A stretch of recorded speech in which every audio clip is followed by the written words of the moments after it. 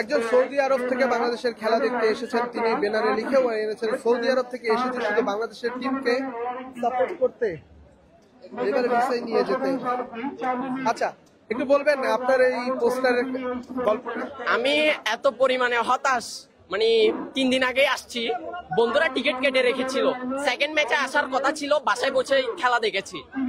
তো 28 বলে যেখানে সেকেন্ড টি-20তে 45 রান লাগে, 7 উইকেট হাতে ছিল, ওই ম্যাচ ছেড়ে গেছে। আমি এত পরিমাণে রাগ উঠছিল, মানে বলার বাহিরে, আমি কন্ট্রোল করতে পারি না। আজকে বন্ধুরা জোর করে নিয়ে আসছে, সে কারণে আমি এই বার্তাটা দেওয়ার জন্যই এই প্লে কার্ড নিয়ে আসার কথা। তো সে কারণে আমি কি বলছি, এই প্লে কার্ড নিয়ে আসছি, কারণ হলো যে ওরা বিদেশে গিয়ে রেমিটেন্স পাঠাইলে দেশের অনেক উন্নতি হবে, জাতি ওদেরকে সারা জীবন মনে রাখবে।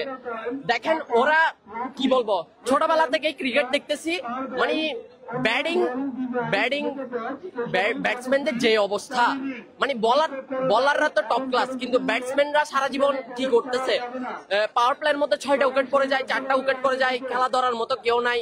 মানে আপনি অন্যান্য দেশের প্লেয়ারদেরকে দেখেন, অন্যান্য দেশের প্লেয়াররা পাওয়ার প্লের মধ্যে 6 ওভারে 80-90 রান কোনো বিনা উইকেটেই নিয়ে নেয়। পার্শ্ববর্তী দেশ ভারতকে দেখেন, ওরা কিরকম ওয়ার্ল্ড ক্লাস প্লেয়ার তৈরি করতেছে। আর আমাদের বাংলাদেশের ক্রিকেট না, সর্বস্তরের জায়গার ভিতরে সিন্ডিকেটের কারণে ভালো ভালো প্লেয়াররা জায়গা পাচ্ছে না। যেমন আপনি ক্যারিবিয়ানদের সাথে তুলনা করতে পারেন সাব্বির রহমানকে। সাব্বির রহমানের ফিটনেস দেখেন কিরকম ফিটনেস, ওর ফিটনেসটা ক্যারিবিয়ানদের মতো। ওর মতো প্লেয়ারকে, এক্সপেরিয়েন্স প্লেয়ারকে ন্যাশনাল টিমের বাইরে রেখে মিডল অর্ডারে জাকির হাসান, তারপর শামীম পাটোয়ারি, এত পরিমাণে ওদেরকে সুযোগ দেওয়া হচ্ছে, ওরা কোনো কিছুই করতে পারতেছে না, আমাদেরকে বারবার হতাশ করতেছে।